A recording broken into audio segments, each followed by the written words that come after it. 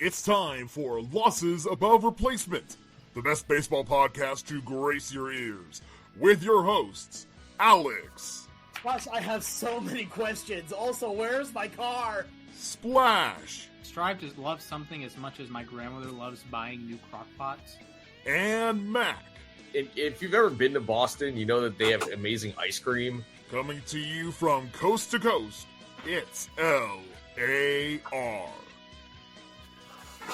Good evening, everyone, and welcome to Losses Above Replacement, the greatest baseball podcast to grace your ears. I'm today's host, Mathias Altman-Kurosaki, and with me, as always, we have my amazing co-hosts, our own corner infielders, Ryan Splash Potts and Alex Clark. Gentlemen, first things first, as we begin every show, how are you doing on this fine Wednesday evening? We're doing all right over here. I just had my cousins over, played some video games, had a good time. I'm going to hijack the podcast for just a brief moment because I want to show everyone I got a kitty, name's Gigi, and I love her very much. So I can make it work. There we go. This is my baby Gigi. I know, but luckily listeners on Spotify, go check us out on YouTube at LAR Baseball, Oswald Replacement Baseball. And you can see my adorable little kitty Gigi, and I love her very much. Hello, Gigi. Kitty. I have channeled my inner Munenori Kawasaki today. I had not one, but two bananas. So I feel very very healthy. Very much no like cramp. No cramps? No cramp. Monkey see, monkey do. No cramps. So No cramps. That's good. Reviving today. Yeah, I just got done eating a couple burgers for dinner, so that's what's going on in my world. Yeah, good. Coach practice today. I had a member tell me that I had the time wrong. We have practice that starts at noon, and my swimmers were getting in. I don't know, a couple minutes after noon. This woman was in our lanes, or in one of our lanes. And she was like, what's going on here? And I was like, we have practice right now from 12 to 1, like we do every day. And she's like, but it's 11 right now. And then I showed her my phone and it said 12:03 p.m. And she's like, oh, I must have had the time wrong. I'm like, yep, you did. At least she was polite about it and went to the open lanes. But, at least she wouldn't have not. At least she didn't go say, no, you just moved your time out to get your stuff beforehand. I've had that happen to me before. Yeah, no, I've also experienced, some people are more difficult than others. So, but yeah, no, I appreciated that she cooperated, she didn't give me a hard time. Last week I had a member give me a hard time about something, and it was, some people are a little more entitled than others, but other than that, yeah, I'm doing all right. Been watching the Knicks lately since my football team is eliminated and my baseball team hasn't started the season yet. But we are getting closer to baseball season, and we are moving on to the next segment of our positional rankings. Today, we are going over to the hot corner, the top 5 third basemen. This was my favorite position growing up. I always wanted to be a third baseman because David Wright was my favorite player. So, I think this year – it's always been a tough position to rank, mainly because there's a lot of talent there. I think this year we have a clear number one, but the rest of the names, they're kind of interchangeable. So it's kind of tough to figure out who the top 5 are, especially some of the mainstays had down years. There were some big risers. So why don't we go ahead and get started? Yeah, this legitimately felt like there was a number one. And then 10 different names that could have been in that top 4 exactly. Spot. So I'm not gonna feel bad if people say my list is bad like that, because legitimately I basically felt like I had to pull out of a hat at times. There were some where I'm like, how do I put this person over this person? How do I put this over this? And my list is what I came up with. Yeah, so why don't we go ahead and get started at number 5. Alex, why don't you get us started? Who do you have as your 5th best third baseman? So for my third base, number 5, I went with Matt Chapman. I think that Chapman is going into last year was a question mark just because of the deals that have been going on, but he really had a strong second half and we've already known this defense is good. It was about whether or not the bat was going to keep going the way that it needed to be. And spoiler alert, it did. So coming into this year, I expect to have a little bit more of the same. And hopefully if he can stay consistent over the course of the year. Right now, Fangraphs has him projected at getting a 3.9 season, which is pretty solid. And defensively being one of the best third baseman in the game, which, I mean, I'm not too surprised about that. There's not a whole lot of great defensive third baseman right now. Like, there's good, but not Matt Chapman level. The defense means a lot to me. The biggest issue I have with him right now is that he's projected to strike out at about a 25% clip, which don't need a rocket scientist to know that if you strike out at least once every game, that's not good. So with that being said, though, the defense really carries for him. He's got a great offensive bat. He's probably one of the most well-rounded overall third baseman in all of baseball. But it's just that except for the obviously, nothing else really truly stands out. But he's still a solid pick at the hot corner, the hot corner. By the way, That full song is on YouTube. If for the Mara fans that know what I'm talking about, that full song's on YouTube. It's great. All right. Sometimes I wish I didn't have ears. Oh, I know. Yeah, I'm the same way every time you talk. I feel that. Yeah, real. Well, folks, I'll go into my number 5, and my number 5 is currently a free agent. Might be playing second base, depending on where he lands, and that's Alex Bregman, the 2-time World Series champion Alex Bregman, that is. So really great defensively. I think there's a reason teams want to move him to second base. There's a reason that the Red Sox would be interested or the Astros would be interested, and those come with their own qualifiers of Jose Altuve playing left field. That would be weird. It would look pretty weird. Yes, I will not put Jose Altuve on my top left fielders list. I don't know, man, but regardless, Bregman was excellent defensively, was plus 6 DRS, graded out really well, outs above average, and he hits like 118 OPS plus. He gets on base, drew 44 walks last season, 30 doubles, 26 homers. Hasn't quite been 2019 Alex Bregman, but that was an awesome player who may or may not feature later in the podcast. But just a really good player, really what you want at the hot corner. Good bat control. I really did drink the Kool-Aid last year, and I thought, yep, he's going to win the MVP. I said it on the podcast. He was going to win MVP. I said that his improvements to his bat speed would help. Well, that didn't really pan out, but he had another good season. He's been excellent with the glove, and he's a guy that last year he struck out about twice as often as he walked, but in years past he had been more of an even guy, more of that throwback player, if you will. So Alex Bregman's my number 5. All right, so I'm gonna just go ahead and group my number 5 and number 4 together. So it looks like we actually all have a different number 5, because my number 5 is Rafael Devers, and I do really quickly want to acknowledge some honorable mentions. A couple guys who I think could be on this list next year, maybe back on it in some cases. But the first one off for me was Austin Riley. I mean, I couldn't believe it either. He just had a down year, and he really fell into FWAR rankings. And when, he's not necessarily a glove first third baseman, when your bat isn't, producing at the level it did in 23 or 22, it's kind of hard for me to put him on there. Mark Vientos had a phenomenal season. I really wanted to put him on this list. I don't think he's quite top 5 yet. And then there's Eugenio Suarez, who is fantastic in the second half, really had a great season, great fielder. But I have Devers at number 5. The glove is always going to be a question mark with him. And there's even talks about him moving to first base going forward. He's a little undersized for that, but he, when you hit the way he does, you don't necessarily have to be a great fielder. Hits the tar out of the ball, averaged 93.2 miles per hour exit velocity, the highest of his career. His hard hit rate was 52.3%, another year where it was above 50%. 134 WRC plus, 28 homers. His strikeout rate did go up, but so did his walk rate, highest walk rate of his career at 11%. So I have him at number 5, and then moving over to my number 4, I have Bregman at 4. This the thing is that while Devers has the better bat of these two, Bregman's glove, I mean, he won a gold glove for a reason this year, so you can sacrifice a little bit of that bat. I know his WRC plus did go down to 118 this year.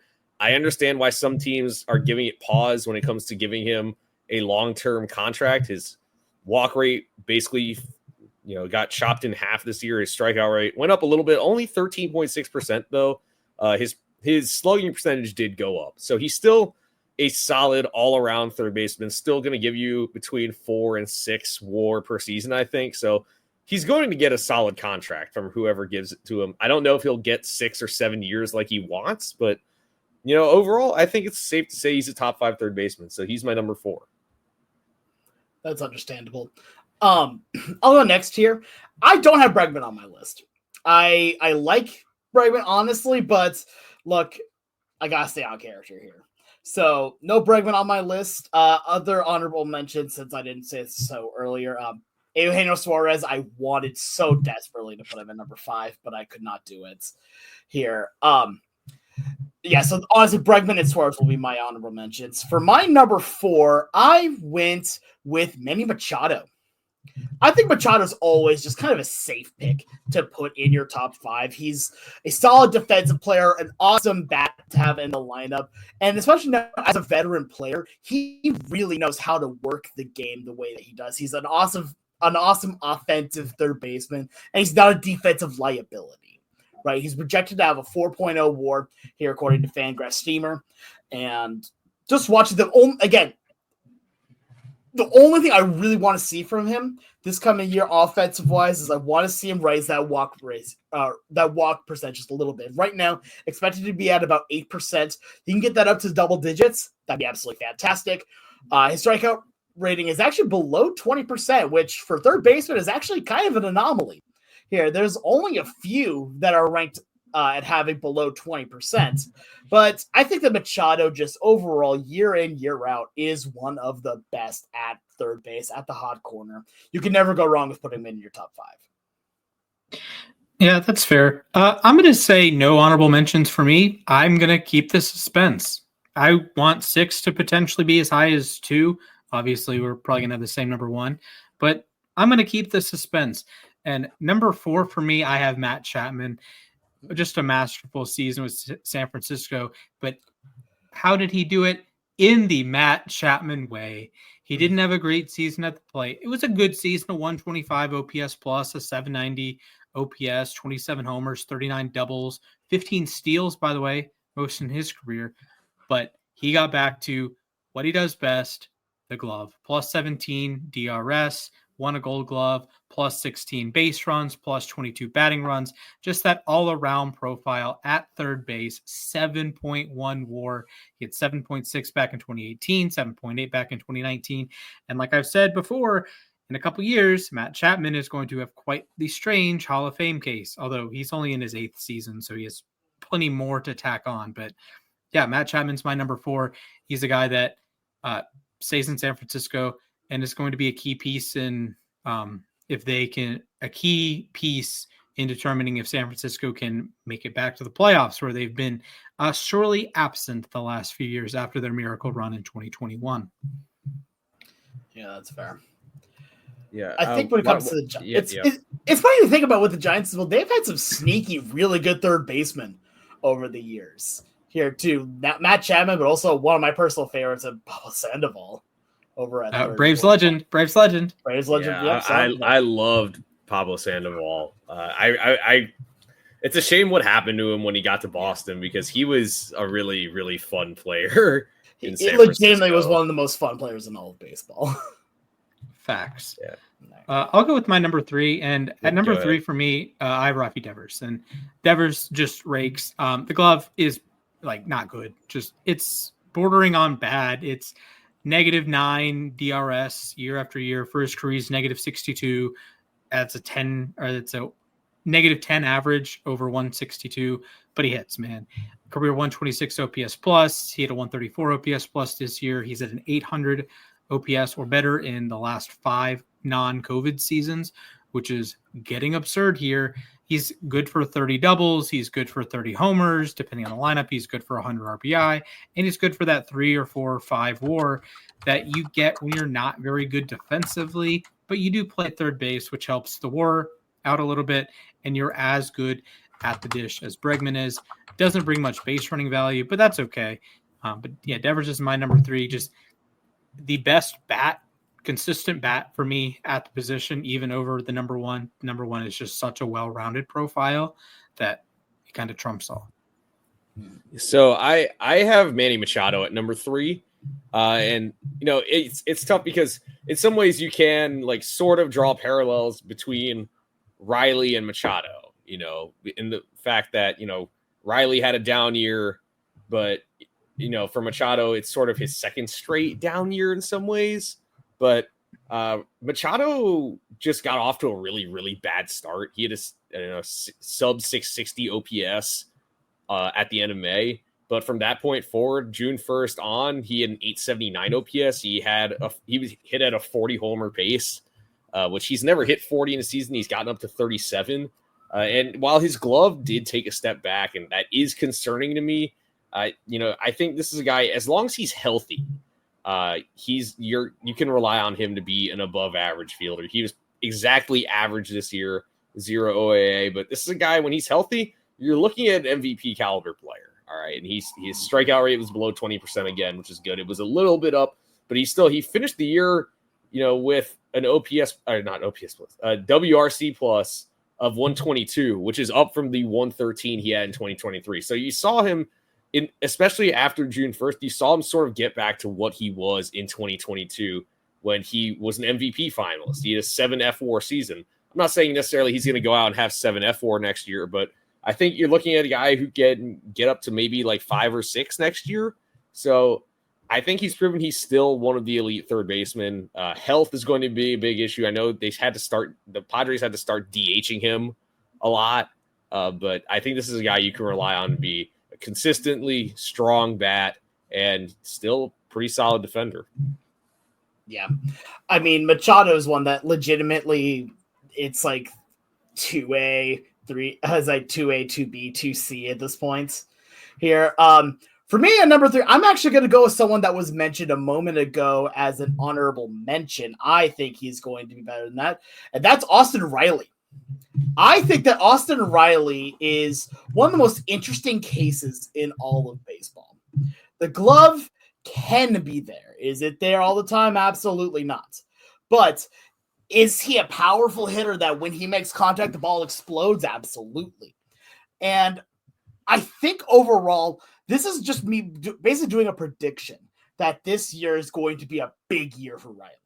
Watching what he does on the field, especially when he has a full team around him like that, they have to pitch to him more. When that Braves team is as stacked as it normally is, that means you have to pitch to Riley more and more and more instead of getting to work around him at any given point. So with that being said, I think he's going to have himself a strong year. He's projected this year to get 4.2 F4 here. And the main issues are strikeout, needs to drop that a little bit. Walk rates, raise it up just a little bit. But when you talk about just isolated power, right? Isolated power, he is arguably the number 1 third baseman in the game in that regards. Like, I know that it's just power that could go any which way. But I think that what we saw last year from Riley came down to a lot of different factors with the team having issues overall. And when the Braves team is as strong as it is, he feeds off of that, I feel. When you have an Acuna for a full season, when you have Michael Harris playing like Michael Harris can be, he feeds off of that.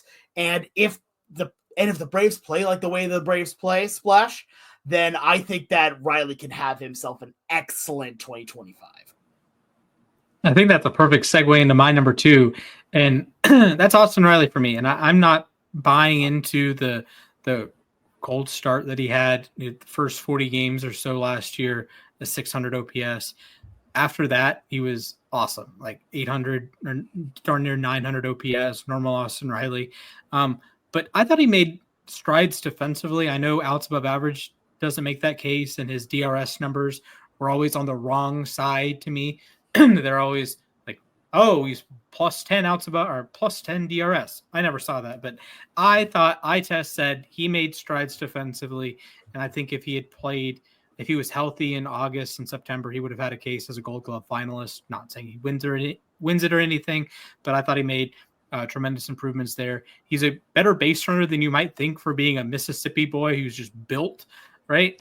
And he's really the engine of the lineup. You talk about Acuna, you can talk about Olsen, you can talk like the firecracker of Ozzie and Harris, but Riley is the consistent guy. He's the guy that you can pencil in for 30 doubles, 30 home runs, 100 RBI, hit like 280 or 290, 340 on base, maybe slug around 500. And that's what Riley was. His last 57 games played, he had an OPS of 940. That'll play. That's a 45 homer pace, a 45 double pace. And really, he got hurt at the worst time about halfway through August that he was picking it up. August was a big month for him. Both July and August, he had a OPS 850 in July, 840 in August. It's like, okay, he's normal Austin Riley, right? He's hitting home runs, he's driving in runs, he's doing everything you need.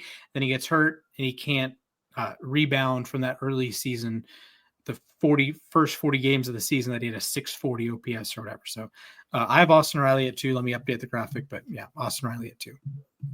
Interesting. So it appears I am the contrarian here. Wow, it's becoming common this time around here, I guess. It's weird because normally I'm the contrarian. Yeah, that's the thing. I'll be honest. It's tough, like you said, with Riley Splash. I mean, you started to see the Austin Riley of old later in the season, but yes, the injury definitely played a part into it. And I mean, it's just it's tough because I think next year he's easily probably a top 3 third baseman. Entering last year, I saw some people making the case that he should be number 1, which was egregious, by the way. Yeah. But for me, and maybe I'm drinking the Kool-Aid here, but at number 2, I have Matt Chapman. I am very, very high on Matt Chapman. I've always been a huge fan of his, waiting for him to at least bounce back to show some of his Oakland days are still with him. And he did this year, 121 WRC plus. That's his highest mark since 2019 when he was a 125 with Oakland. That was the year he hit a career high 36 homers. So 121. His glove bounced back. That's the thing. He was a Gold Glover. He played like it. And again, he's a guy who got off to a slow start. He had an OPS below 600 entering play on May 17th. And from that point on, he had an OPS of 868. So from that point on, he was an elite hitter too. So he's a great hitter. He hits the ball very hard. His average exit velocity is over 93 miles per hour. His hard hit rate hovers around 50% normally. He does have some sneaky speed. I'm not going to go out there and say he's going to be a 30-30 guy necessarily, but 790 OPS was definitely pleasant. I'm really happy that the Giants extended him. Shout out Buster Posey for getting that done, because I think what we saw this year is what we expect from Matt Chapman, a guy who can be, 120 to 130 WRC plus with an elite glove, 5 to 6 wins on Fangraphs, 6 to 7 wins on Baseball Reference. So Matt Chapman's number 2 for me. Maybe that's a reach because it is his first real great offense or really good offensive season since his Oakland days. But I think he's capable of doing that again this year. And that transitions to my number 1. I've got done my number 2, dude. Yeah. Oh, I thought you did. No. Who's my number 2? Hey, man, this is why I have the graphic. That's why I brought it up. I was looking at my notes on my phone and I completely ignored the graphic for a second. I mean, it's okay. It's not the first time. Honest mistake. No, it's fine. No, Alex, go ahead for your number 2. For some reason, I thought I heard you say. No, it's all good. I'm just giving you L. You go. For some reason, I thought I heard you. Look, you can't use my jokes for my number 1, man. Come on. I was going to just say that Ross was my number one. I for some reason thought I heard you say Austin Riley was your number two, and then I remember I heard Splash say it was number two. So, yeah, go ahead. Who's your number two, Alex? My number two is one that both of you have ranked here, so not going that crazy. I'm going Rafi Devers. For Rafi overall, there is one thing that matters to me. Aside from my number one, is probably the most consistent hitter at the position in the game. Machado is one that, yes, he has a great bat. You don't know how much he's going to be playing third, either due to, trying to make injury concerns. Matt Chapman had a great offensive year for his normal standards. But again, that's a one-off, though, too. And Austin Riley has the potential to have a great offensive season. Rafi Devers has proved it time and time again. At this point right now, the story on him is about as obvious as reading Red Light, Green Light. or reading, Sam I Am, Green Eggs and Ham. He hits the ball. What more do you want? He does not play defense. We know this. He's not a good defender. Okay, cool. Doesn't matter when you are one of the best hitters on the planet. He, as an overall standalone hitter, if we are just looking at hitting metrics, he would be vying for number one on this list. But no, the defense does hold him down, and we have someone else, number one on this list, who I think is going to be all of our number ones, that is just the far and away number one player, and of course that is going to be Dylan Moore of the Seattle Mariners. Mine is Ty Kelly. I was going to say Brett Beatty. So. Can I get Ty France to transition back to third base for? Yeah, he played third base, so Ty France should be eligible. Yeah. Yeah. We're just going to put Ty France back over at third base where he started at, and he'll be into the number one. I think we're disrespecting Travis d'Arnaud a little bit. We're also disrespecting your boy Ke'Bryan Hayes. Yes. No comment. I hope we get to put Ke'Bryan on one of these again. Yes, the president of the Ke'Bryan Hayes and Archivon fan club has something to say. Yes, I'm begging. Yeah. It's funny that my favorite player of all time is Archivon, who's known for being a Pirate, and my favorite active player is one of my favorite active players is Ke'Bryan Hayes. They're both Pirates, Pittsburgh, and I hate the Steelers. Fair enough. All right, Max, since you did the transition, do you want to reveal the number one that I'm pretty sure all of us actually have?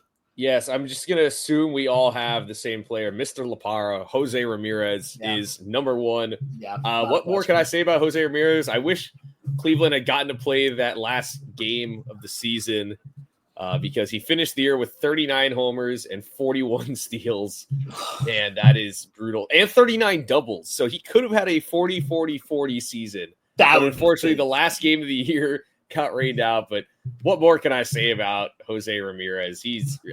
Feels like he's finally getting the respect he deserves. We're looking at a guy, and if you told me this when he first, his first cup of coffee in the majors, I would have thought you were crazy. But we're looking at a guy who's probably a future Hall of Fame. I think. He's a true five-tool player. Like I said, 141 WRC plus, 6.5 FWAR, his highest mark since he put up 7.6 in 2018. He's never won MVP. I don't know if he ever will win MVP, but he will always be in the conversation.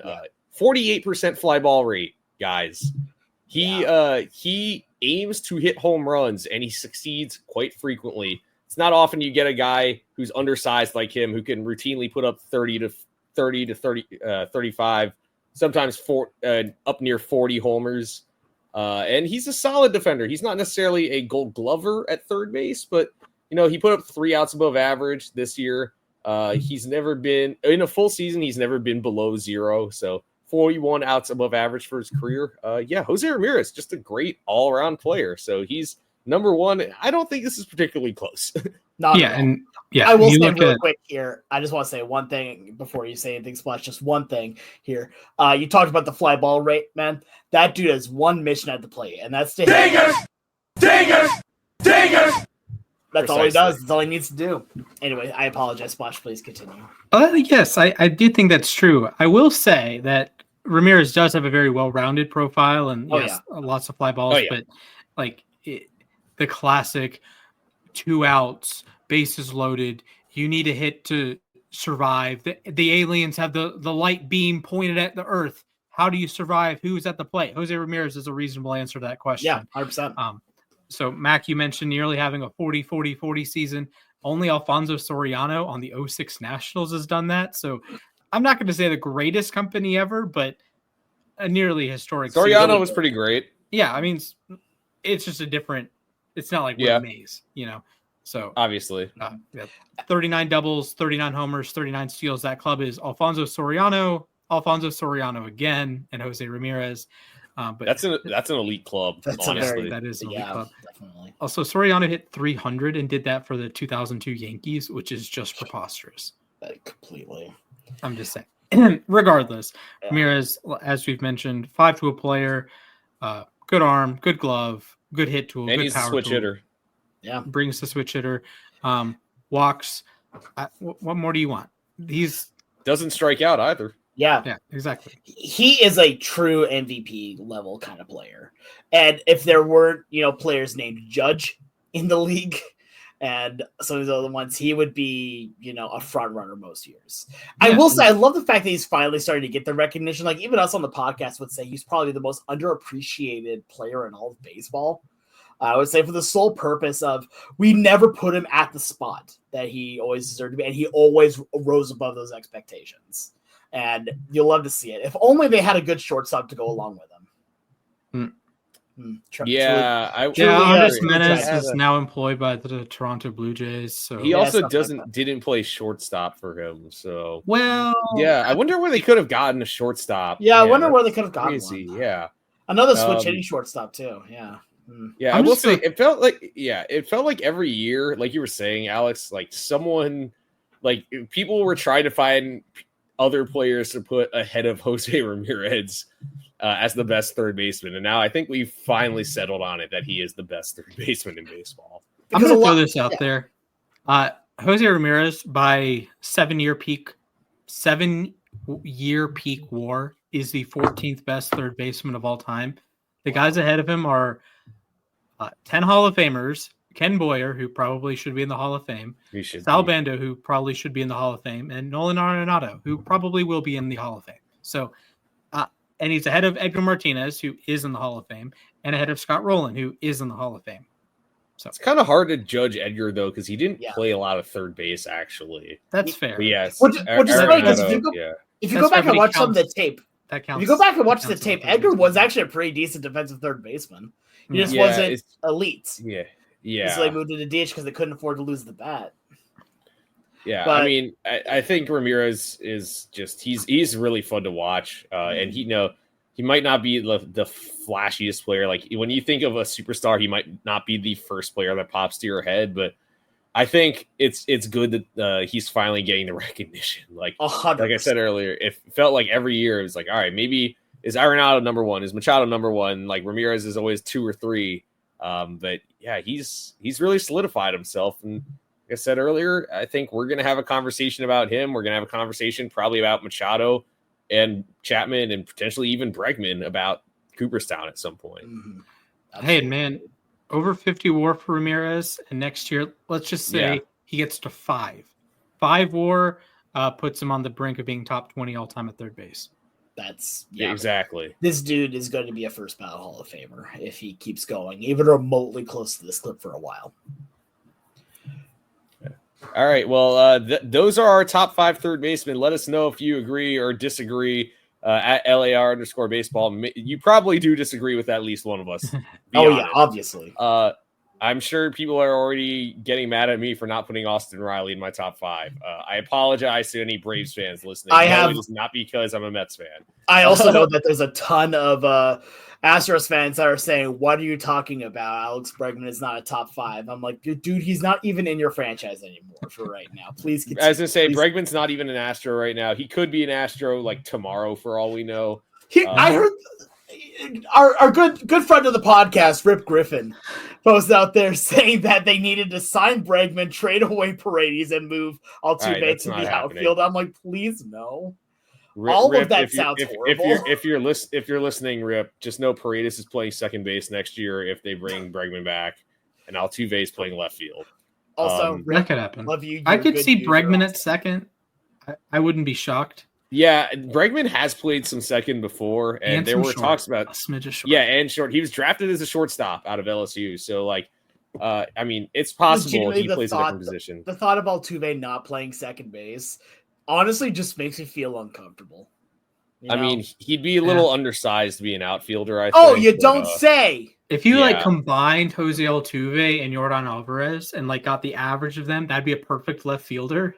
I agree. Yeah, have the knees of Altuve and the everything else of Yordan, and you're gonna. That would be scary. Yes, but yeah, let us know. But yeah, on the subject of Bregman and Altuve, through the Effectively Wild world, I heard that Major League Baseball is universally measuring the heights of their players. So Alex Bregman, known for being 6 feet tall, but doesn't actually look 6 feet tall, might not be 6 feet tall. Just throwing that out there. I mean, he does look like, for a baseball player, he looks small. Obviously, he probably towers over me. Yes. That being said, I'm taller than Altuve. I think we all are. But we will get official heights because they need it for the challenge system that will be in spring training. I would like to point out that as my dad likes pointing out, I believe it was which player was it? There was a player who was only 5'4". Oh, Freddie Patek, 5'4". He once hit 3 homers in the game. So little guys can hit too. But anyways, let's go ahead and move on to our next segment. Splash has a new segment for us, so I'm going to let him take it for this portion. So Splash, take it away. Boys and girls, ladies and gentlemen, we will workshop the name, but it is time to present this or that. It's a simple premise. Whoever is hosting has a prompt, and the other co-hosts will answer the prompt. And today, this or that, with the ominous start of a three-way option, which Jackson posts the most WAR in 2025? Churrio, Holiday, or Merrill?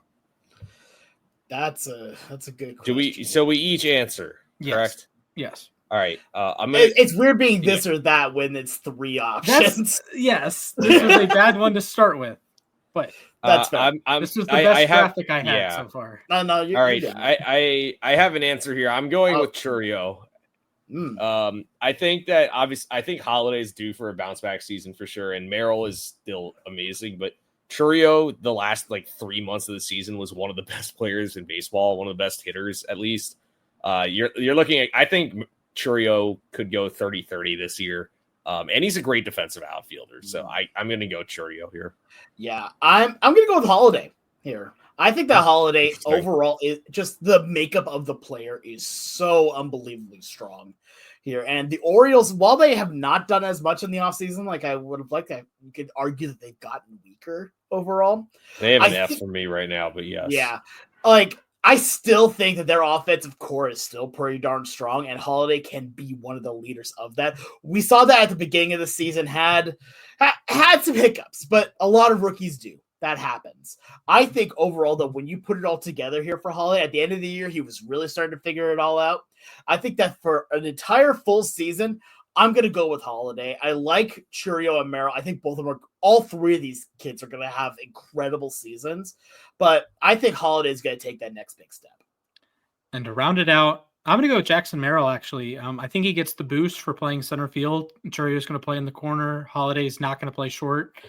So Merrill gets that baseline boost, and he's excellent defensively, graded out really well last year, regardless of the defensive metric that you looked at. And that was his first time playing center field, and it's at the major league level. So sign me up for that. I think he's going to continue to be a really good center fielder. I think the bat will play. He's in a worse hitting environment than both Milwaukee and Baltimore, so that helps the WAR out a little bit, that his replacement level is a little bit lower of a bar to clear. And I think he can have a good year and a well-rounded profile, steal some bags, hit some homers, and rob some homers. All right, that brings us to the first official this or that, because it's only 2 options. As a Braves fan, this is an important question to me. Which returning player posts more WAR, Spencer Strider or Ronald Acuna Jr.? I have my answer, and I'm not happy about it. Alex? My answer is Strider, because I do not trust Acuna to stay healthy. And it's not like, here's the thing. If Acuna stays healthy, and I want him to because he is one of the most exciting players in the game, that is obviously Acuna. Like, for the amount of what he does and the position that he plays, like, he wins games by himself a lot of the time.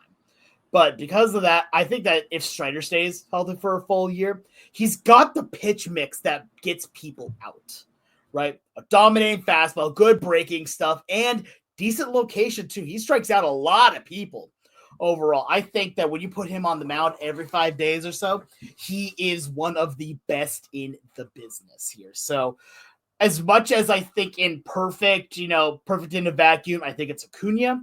But for what I think is going to happen this year, I think it's going to be Strider.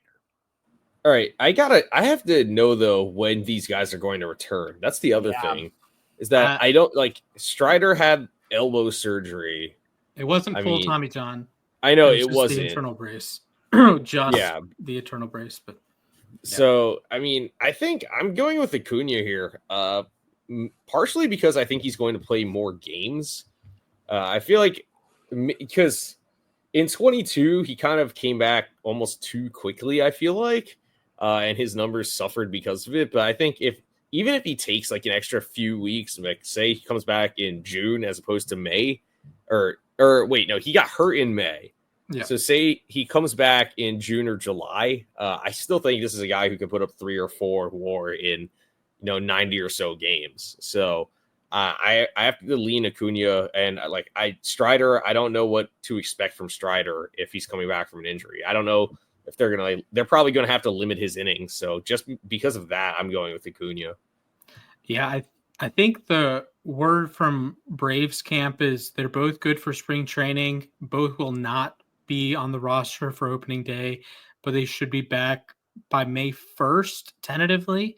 I'm going to lean Strider. I think the Braves will be uber ultra careful with Acuna. Both ACLs have gone now, and he's the franchise in a lot of ways. And maybe that's some off days. You bring in Jurickson Profar, which we didn't talk about, but you bring in Jurickson Profar. You've brought in Brylan De La Cruz. You still have Jared Kelenic.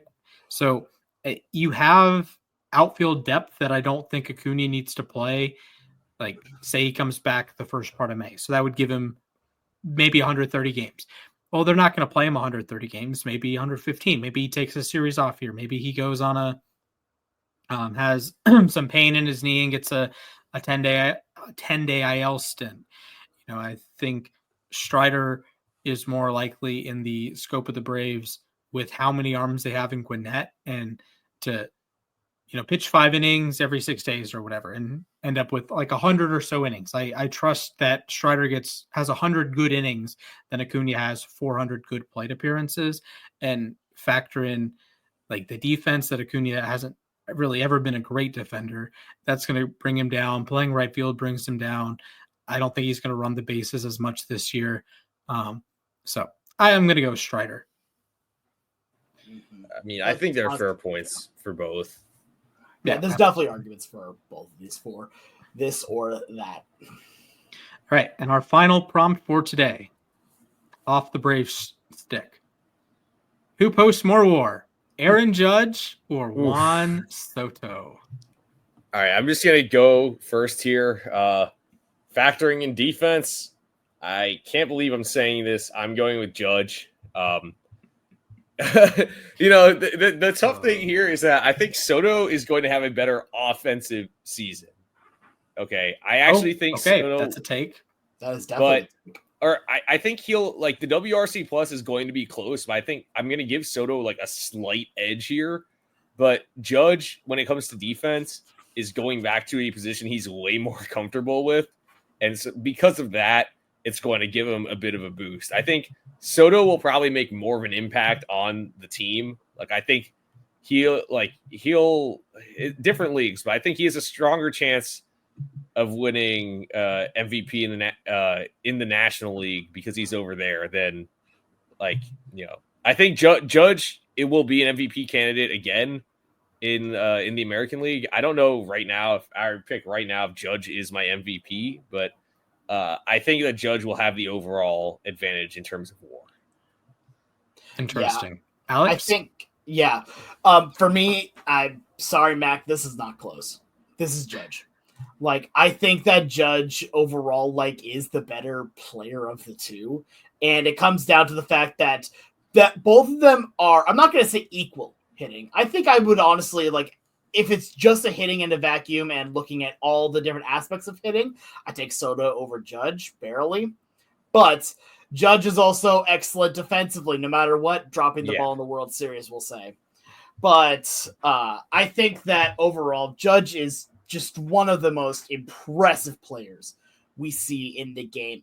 As an outfielder, center fielder, he plays strong defense. As a home run hitter, there's a reason why he holds the record now for the Yankees. This dude is something else. And on top of it, he gets to play in Yankee Stadium for 81 games a season, which helps. Definitely helps. Where's Soto playing again? Dead ball era ballpark. Washington. There we go. Woo. And that's not even a shot at Soto. That's a shot at the fact that he's not playing in the same ballpark as Judge is anymore. So at this point right now, Aaron Judge, I think, is the runaway answer here. Both of them are insanely good franchise players, but Judge is my pick. This is a tough one. I trust that Soto will play 157 games. I don't exactly trust Judge to play 157 games, but I trust Judge to be better in all aspects besides hitting. Hitting, I think they can be in the same ballpark.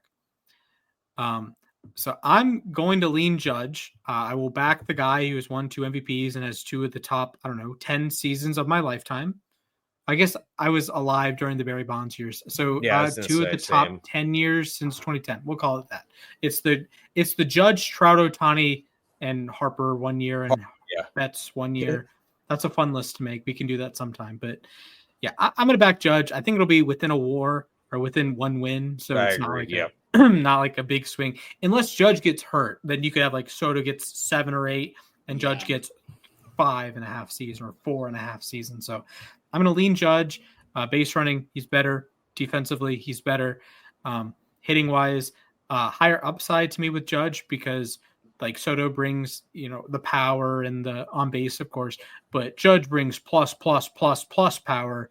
And when he brings that plus, et cetera power, teams just start walking him. Yeah. Teams just you can go into first base. In a weird kind of bringing this slightly to the format that I have here as well, think of it in MLB Power Pros terms, right? Judge is A power, A trajectory, and B contact here around, but also has the power hitter and intimidator. Mm-hmm. Yeah, thank you. And intimidator. Soto has A contact, 4 trajectory. I'm gonna say 3 trajectory because he goes to all levels of the field, but has spray hitter here too. Probably also a little bit of intimidator. I'm not quite sure about that. Yeah, but they both have intimidator. They probably do. Yeah, they're both. He does the shuffle. Good. But yeah, it's the shuffle is so much fun.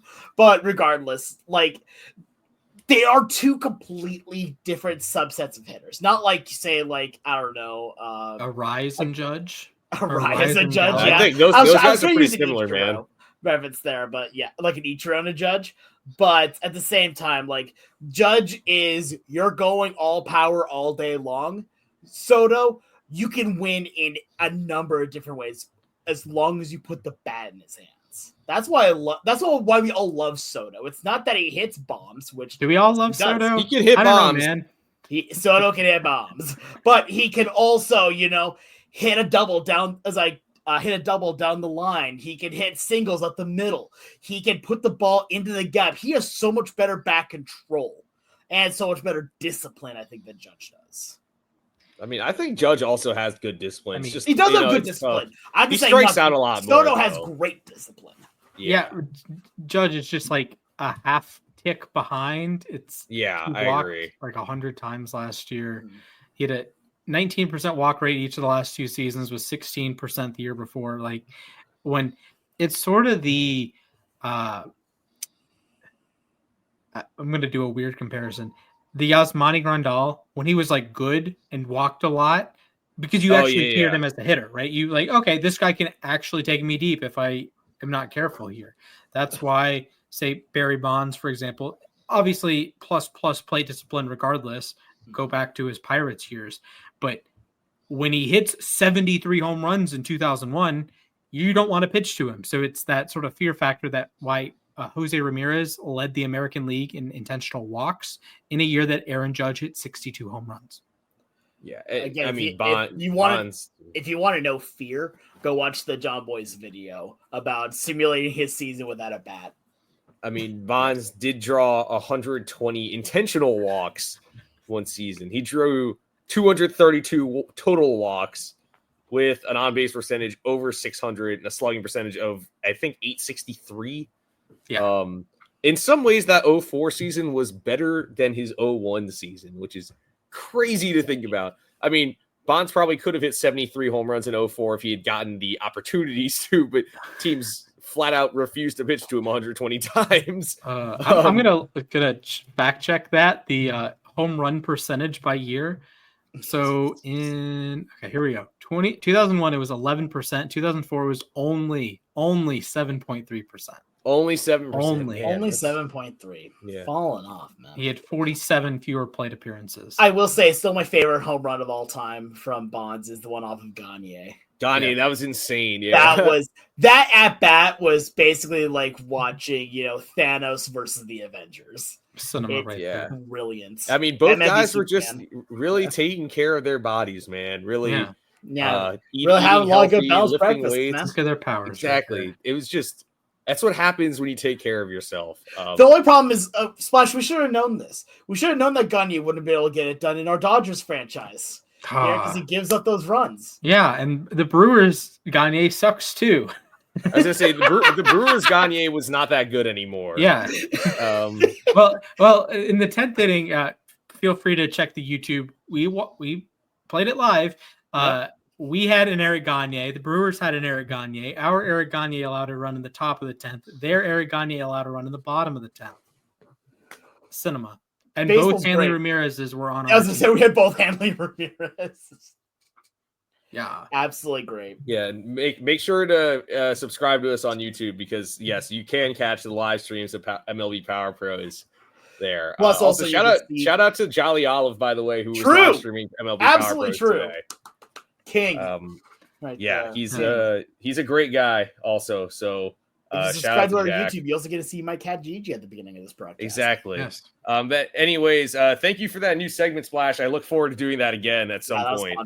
Maybe we can make that almost weekly, bi-weekly, something. It's a lot like Rant Roulette. Yeah. Which we need to get back to Rant Roulette. I was thinking that we could all submit options. For Rant Roulette to pull the curtain back, we all submit suggestions to Alex. And Alex randomizes it for us. Well, you guys could submit them to me. I could randomize it and pop them up for Yeah, of course. Yeah. Anyway, I'm going to kick it back to you, Splash, because you are doing trivia today, everyone's favorite segment. Yes. So, Splash, take it away. Hello, friends. Jim Nance, Phil Sims, yada, yada, yada, yada. We have a trivia showdown between Mac and Alex today. Bada bing, bada boom, bada bing. Today's name of the game is WAR. What is it good for among third basemen? So, Alex and Mac, I have compiled the best single-season WAR totals for every team's best third baseman, the best individual season by a third baseman for that team, according to Baseball Reference WAR. Okay. So be WAR. Yes, be WAR. Be afraid. Be very afraid. So how this works, each player or each division has their 5 players, right? The AL East has the Orioles rep, the Red Sox rep, Yankees rep, Blue Jays rep, Rays rep. They're ranked from 1 to 5, with 5 being the most, 1 being the least, based on the most WAR. So the best season gets 5 points, the worst season gets 1 point, and the most recent season also gets 1 point. The farthest away season gets 5 points. So the best season there is only one or two applicable options to this. Is the best season ever by a player, a third baseman in that division, and also a long, long time ago. And then there's a couple that are the minimums, that it's 1 point for recency and 1 point for the lowest WAR. You each get to name one player per division. Okay. Do we name the team or a player? The player. Whoever has the most points through the 6 divisions wins. It is as simple as that. Matt? All right. One more question here. Do we also have to submit the year? No, you do not have to submit the year. If we were doing the shortstop version, I wouldn't expect you to know which year Hannes Wagner had his best season. Yeah, okay. I can't do that. No. All right. Mac, please pick a number between 1 and 20 to start. 13. All right. Alex? 11. Edgar. The answer is 10. No. Okay. Right. Alex, you may choose a division to start. Okay. Let's go to the NL East. All right. And I'm going to take Chipper Jones. Okay, well, slow down. I will lay this out. The 5 players, 2 of them have 9 points. 1 of them has 5 points. 1 of them has 4 points. And 1 of them is 3 points. Your guess is Chipper Jones? Yes. Unfortunately, sir, that is incorrect. Yeah, okay. I'm going to go to the American League East. I'm going with Alex Rodriguez for the Yankees. Alex Rodriguez, that's you, 8 points. Let's go. 2005 and 2007, he had 9.4. Oh, wow. I was assuming just 07, but wow, okay. Yes. Gotcha. Yep. All right, 9.4 both years. All right, Alex. Okay, AL East. I'm going to go with Brooks Robinson. Brooks Robinson's 1968 season nets you 8 points. Nice. So the other players, you have Wade Boggs, who also would have netted you 8 points. Josh Donaldson, 2 points, and Evan Longoria, 4 points. Okay, I figured Longoria was one of them. I don't know how Chipper had no points. I'm going National League East. Mike Schmidt. Mike Schmidt. Schmidt's a good one. Yeah. Gets you 9 points. Yeah, nice. So to clear out the NL East, Darrell Evans with the Braves, 9 points. David Wright, Mets, 5 points. Mike Schmidt, 9 points. 2009, Ryan Zimmerman, 3 points. And 2006, Miguel Cabrera, 4 points for the Marlins. Okay. All right, Alex. Darrell Evans for the Braves. 1973. Okay. And not Eddie Matthews, not Chipper Jones, not not Eddie Josh Matthews. Donaldson's 2019 season, not Austin Riley. I'm gonna go AL West here, and I'm gonna say Adrian Beltre. Sir, that is a 5-pointer for Adrian Beltre. Okay. Mac. Okay, I have a question then. Yes. What about guys who might be eligible for multiple divisions? You are welcome to choose them for both or as many divisions as you want.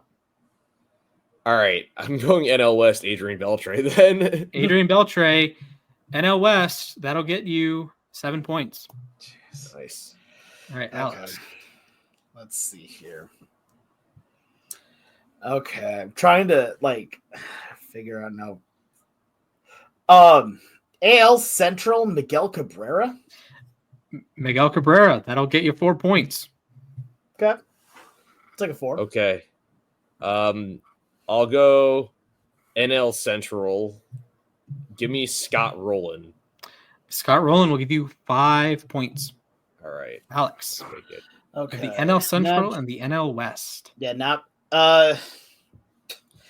because I know he had some bonkers years, and we're talking about him earlier, and I'm having fun at this point. NL West, Pablo Sandoval. Unfortunately, sir, that is not the correct answer. That's a bagel, dude. Come on. Nah, dude, it's great. He's the best player. All right. To wrap up the NL West, Adrian Beltre, 7 points. Matt Williams with the 99 D-backs, 4 points. 1938 Mel Ott is the 9-pointer for the Giants. I would not have gotten that. MVP Ken Caminiti, 7 points for the Padres, and Nolan Arenado 3 points for the Rockies. All right, Mac. All right. I'll go to the AL Central. Please, God, I hope this guy was actually a third baseman. Al Rosen with Cleveland. My friend, they gave him a 10 right there. Bada bing, bada boom. Let's go. I couldn't remember if he was a third baseman or another infielder. Yes. The best season ever by WAR for a third baseman. Yep. 1953, Al Rosen. Miguel Cabrera has Miguel Cabrera 4 points. George Brett 7 points. Corey Kosky with the Twins 3.5 points, and Pete Ward for the 1964 White Sox 5.5 points. Corey Kosky, the newest inductee to the Minnesota Twins Hall of Fame, by the way. There you go, Alex. Your NL Central pick.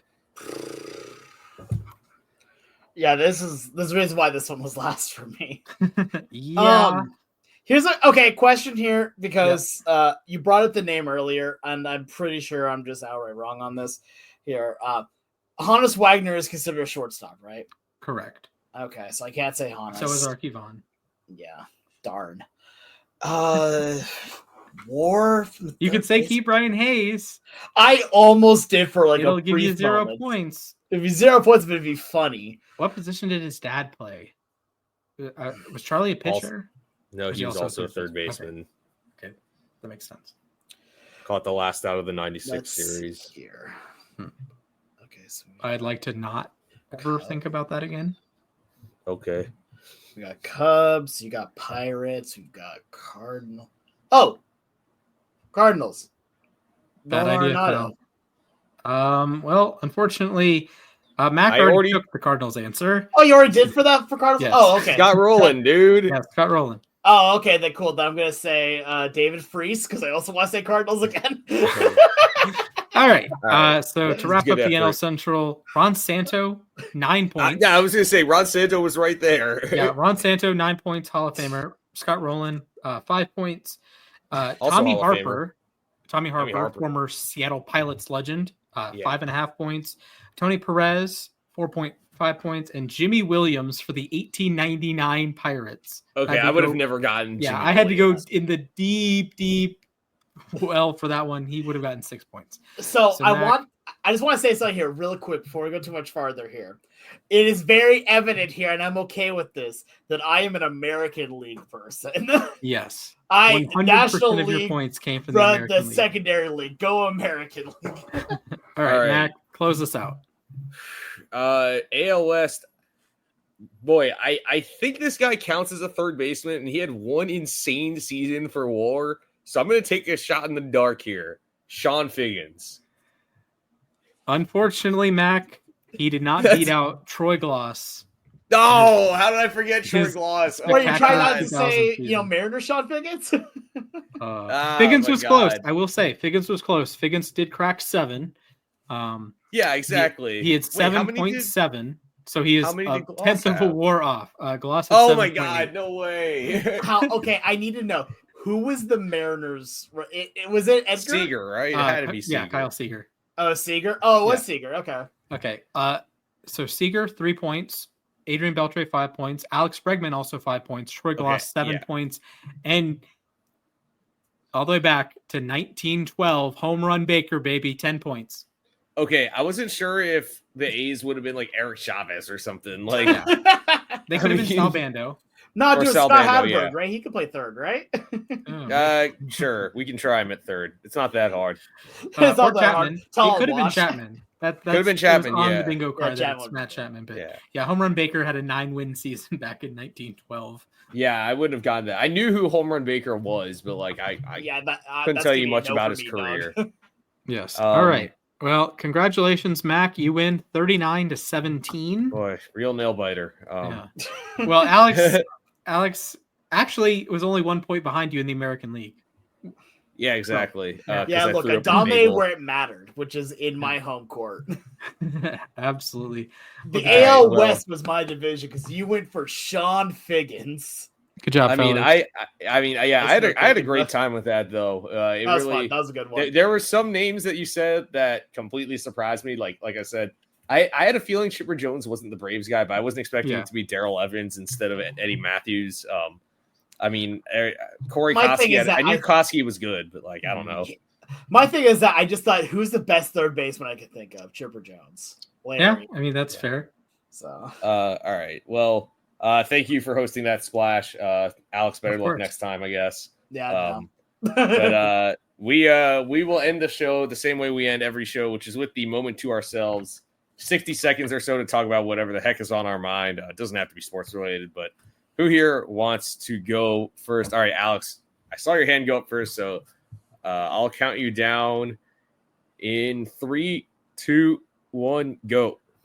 All right, I'm going to go through 2 topics, actually, pretty quickly. First of which, what my namesake is, right here, 3, 2, 1, is for the Royal Rumble that is this Saturday. For those of you guys that know, I am a big wrestling fan, and I am so brutally excited for the Rumble this year. My favorite time of the year as a wrestling fan is the Royal Rumble, and this year it is looking amazing. I've actually been making my own basically fantasy booking for it, and if you guys would like to see that, I will be recording it here. If you guys would like to see it, let us know on Twitter at LAR_baseball.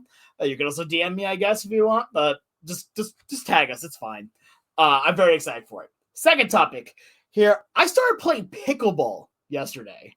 I got a pickleball set for Christmas, and I've been just trying to find an opportunity to play, and I found the opportunity yesterday, and my gosh, if you ever have watched pickleball and have thought, oh, that looks wimpy, wow, that's just an old person's sport, play it. Just go and play it. From like my mid-back down to my feet, it has been rock sore for all day today. You play hard, play heavy. It's a really fun game. You can get into it, but I will be playing a lot more of it going forward. Facts. Yeah, I hear pickleball is really fun. That's what I hear. I played it a little bit. I've never played it though. I played it a little bit in high school, and my teacher actually went to tournaments for it and invited me to go a couple times. I just already had commitments, so I couldn't do it. But no, I got it set for Christmas. Very, very happy. It's really fun to go out and play. So absolutely, tons and tons of fun. I played it a smidge in college. Shout out Caleb. I actually wrote a paper about it because it's huge in Arizona. Like, yep, the national tournament. It's huge in the South, I hear too. It was born in Seattle. Yes, Mercer Island. Yes, national tournament's born in Buckeye, Arizona, and it started in Seattle. Mac, would you like to go, sir? You can go. I'm not ready yet. Okay. I'll count you down. Sure thing. 3, 2, 1, begin.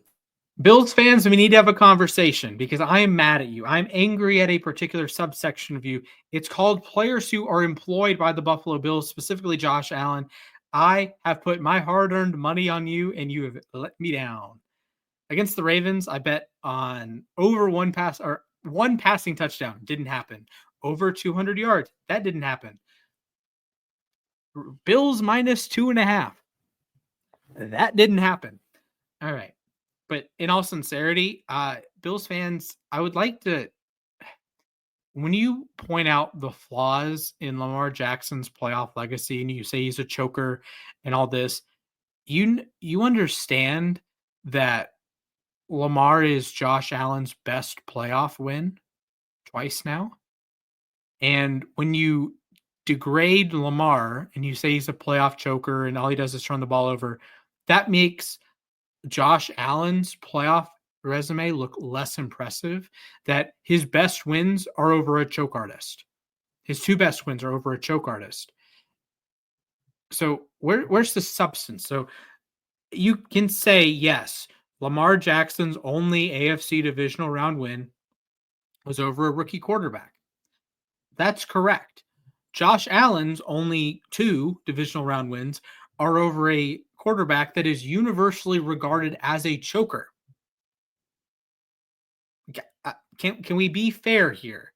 That is not, if you want to bash Lamar, it is bringing down Josh Allen. Like, the best part of Allen's playoff legacy is that he barely loses to Mahomes. And, oh, well, Tyler Bass missed the kick last year and Diggs had the drop. Well, when Ravens fans or anyone with the brain points out Mark Andrews had a drop, it's just a foregone conclusion that Buffalo was going to win the game, right? Well, if Tyler Bass makes the field goal last year, Kansas City, with Patrick Mahomes, who owns you, would have had 1:40 and 2 timeouts. All he needs is a field goal. Kansas City gets that 100 times out of 100. Are you serious? And yes, if Andrews catches it, you would have had 1:40 left. The Bills had one full-length field goal drive in the second half. The other drive was after the Andrews fumble. They got it at like midfield. So Bills fans, be for real for a minute and understand when you bash Lamar and you bash the Ravens, you are undermining your entire point. It would be like if a Chiefs fan said, well, Josh Allen's not that good. Well, Mahomes is 4-0 against Josh Allen, so that's a big chunk of his playoff resume is beating the Bills, beating Josh Allen. The Chiefs will give you credit for that. Bills fans, give Lamar some credit, unless you want to just bury your own quarterback. I'd like to point out that Josh Allen got the first down last week. I didn't see it. I didn't see him get the first down. I just feel like they did not do a good job spotting the ball, and I think the initial call should have been a first down. And it's just Kincaid fishy. Got the first down the play before. I get it. I thought Kincaid had the first down too. I thought it was. I could talk about it on end on how I feel about how that game went. I have a fact for the two of you. Guess who made the Pro Bowl today? Russell Wilson. Yeah. Yes. Russell Wilson and Drake May. So, by the way, this means wins over a quarterback who will be in the Pro Bowl in the playoffs. Lamar Jackson has 1. Josh Allen has 0. Eat dog water, Bozo. Okay, Mac, you can go. All right. Yeah, I'll go ahead. 3, can someone count me down? 2, 1. Yeah, I just want to talk about Pete Alonso again for a second. It sounds like he's circling back to the Mets. Shocker here. He wasn't going to get as good of a deal in Toronto, but I guess Pete Alonso might come back. I was really happy they got Ryan Stanek back, and it sounds like maybe they signed Stanek instead of a higher price reliever to save money for Alonso. But I do want to point something out because there's a loud sector of fans that does not want to bring Alonso back. They're strongly against it. But to sort of bring up the whole playoff thing, this is a fan base that had crucified Max Scherzer for his performance against the Padres a couple years ago. And to be fair, they were right. He did not show up when the team needed him the most. But if we're going to, beat up on the guys we call chokers necessarily, what about the guys who actually showed up when the team needed it? Yes, you can say Alonso did not necessarily show up in the regular season, but he had a 999 OPS in the postseason, okay? His career postseason OPS is over 1,000. All right, so if small sample sizes don't matter so much when Pete Alonso is playing well, why does it matter then that, all right, we're going to call Scherzer a postseason choker because of his one bad outing? Yes, it came at the worst possible time, but I think that we, if we're going to do it one way, we have to do it both ways when it comes to judging playoff statistics. So I just want to put that out there. I think Alonso is probably going to end up back in New York. Maybe on a more reasonable deal. I think the Mets offered him a reasonable deal, if I'm being honest. To the fans that for some reason booed David Stearns at Amazing Day, I don't know what to tell you. That's the man who signed Juan Soto. I think that was ill-advised. But that being said, I do appreciate Steve Cohen's transparency about the negotiations. I understand if he is frustrated with how they've gone, but I have full faith in Steve Cohen and David Stearns to do the right thing. If it means letting Alonso walk because he wants too much money, fine. If it means bringing him back on a reasonable deal, fine. At this point, it is what it is. I hope he's back in New York, but if he's not, I think the team's in fine shape. And he hit like the biggest home run any reasonable Mets fan has seen. Yeah, that's the thing is people will say like, all right, Lindor's grand slam off of Carlos Estevez. Yes, that was also a huge home run, but that home run does not happen if Alonso does not hit that home run in Milwaukee. Down 1, like down 2 outs, you gotta have down 2 with 2 on. With Alonso, yeah, down 2, 2 on, 1 out. Okay. Like, that is the swing of anyone's life outside of, like, Joe Carter, basically. Yeah. Like, come on. And they had a franchise icon. I know that. And it's funny, the Mets, like, clown the Braves for letting Freddie go. Fair enough. So you have a franchise icon. You can 100% see 20 hanging up with the other retired jerseys the Mets have. You can see Alonso retiring with 400 home runs. I don't know. And being like a Mets lifer and in the same infield all time, theoretically, is like David Wright and Francisco Lindor at this point. Yeah. And obviously Soto has yet to play for the Mets, but, if, say, Alonso does sign back, I think there's a very real chance he passes Darryl Strawberry as the all-time home run leader in franchise history. I believe Alonso is like 30 or so. I think he's because Strawberry is at 252. Wright got to 242. Unfortunately, injuries got in the way of that one. But Alonso is at 226 right now, so he's 26 behind Strawberry. So if he plays a season, even just one more season in New York, he's probably the all-time leader. But you got to factor in Lindor still has 6 or 7 years left on his contract. There's even a chance Nimmo, if he plays all of his contract, I think Nimmo could retire as the all-time games played leader. He could pass Ed Kranepool. I mean, he's basically a Met for life. Obviously, we can go on to this forever, and obviously Soto factors into that. But yeah, I think that Alonso, whether or not you necessarily are a fan of him, if you're a Mets fan, you can't deny that he's been the most prolific power hitter in team history. I mean, he has 3 of the 5 40 homer seasons in franchise history. It's Alonso 53, 46, and 40, and then Hundley and Beltran both at 41. So Hundley used to have the record, by the way, for most by a catcher in a single season, broken by Javi Lopez and since broken by Salvador Perez. So that is it for our show tonight. Thank you all for tuning in. Like I said earlier, if you think we got our third base list wrong, let us know at LAR_baseball on Twitter. You can also tell us individually.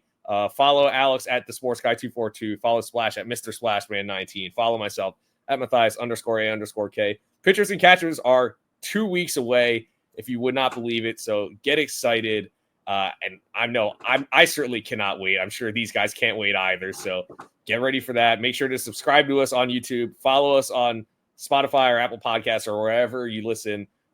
Leave us a 5-star review while you're at it. Leave us a like on YouTube. But for everyone at Lost Above Replacement, thank you all for listening. Stay safe, and I hope to see you all real soon. Take care.